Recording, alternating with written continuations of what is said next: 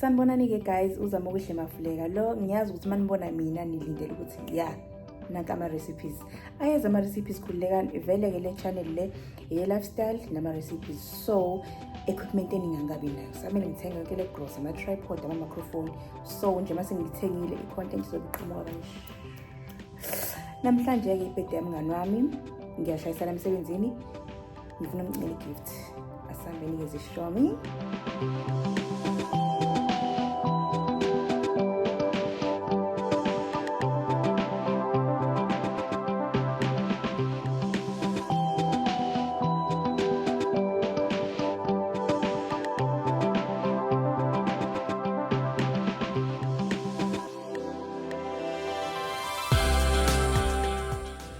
Angazi nami ukuthi ngicingani kodwa into enginayo emqondweni wami ukuthi ngiyamazi uthanda ikhwama, uthanda icathulo, akusuke nje inkosi umuntu ejewelry. So iconversation ngathi yazini angiqale nje kulezi izitolo ezinezikhwama.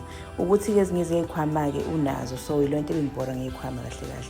Guys, bengihlala nje inkosi yami ngamthengela umngane wami ave enza sure ukuthi mina hlezi ngihappy and ngihlala naye full time, akaze saxabana, akaza complain ukuthi ngishare space sakhe naye, and hayi ngoba enjalo kumina kuphela, unjalo nje kithi sonke abangani bakhe.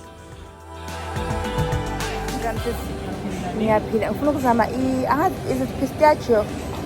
Is that the name? Okay, ngifuna ukuzama yona the iced one. It's iced pistachio latte. Imnandi? Okay, it's in the hot.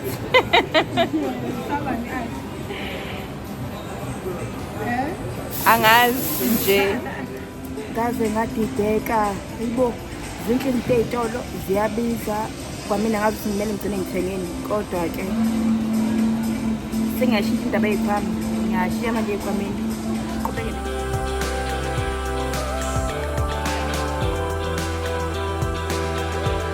Yabona ezinye zezinto engibona la ave zizinhle but ngiyamazi ngikazayithanda. Asicinge nazokuthanda.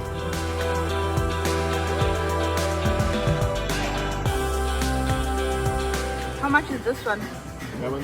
Finally, ngiyitholile into engiyifunayo. Nanti into engiyisho ukuthi uzoyithanda. This one.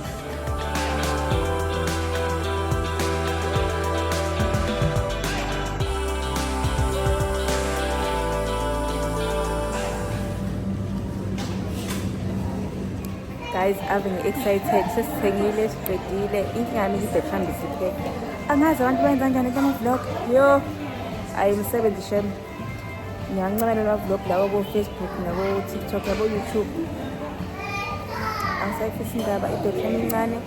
Kwangiphoqa ukuthi ngidlule somewhere ngicharge sekumele ngorder something khona ngeke ngijabulise mahhala ama-order. Yo. Sengiqedile ke manje mangifika endlini ngiyapheka. Ngizonikhombisa ukuthi ngizophekani.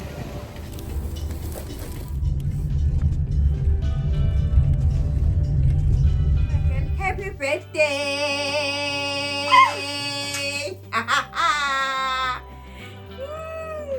Ngizongena kanjani nazo? Zamo. Hawe mangamo.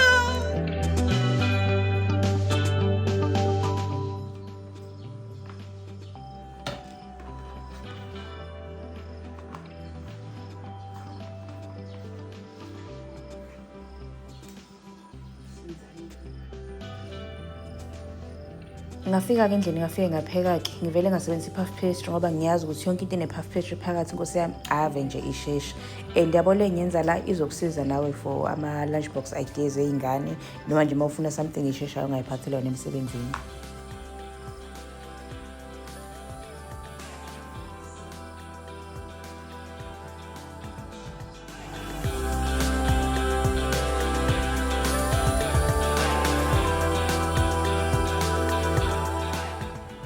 Laphayana ngisebenzisa i-pepperoni salami, Italian salami ne-smoked ham.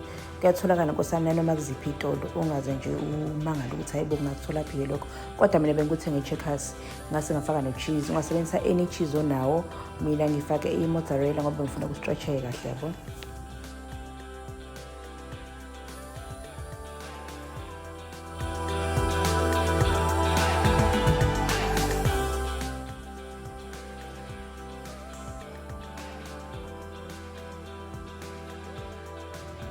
Ungadideki inkosana indlela yokugoqa uzothi uma usuqede nje ukufaka nje into zakho kahle kanje. Ungafaka nje isauce uma uthanda.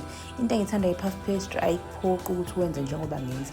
Wenza nje ngendlela othanda ukwenza ngayo, ustafe ngendlela osithanda ukustafa ngayo. Uma ufuna ufaka isauce uyayifaka, uma ungathandi awuyifaki, ayinqabi lutho. Ebese uyagoqa kahle kanjeyana. Wenze sure ukuthi phela ukwenza kube neat yabo, utrim kahle ngomengese nje.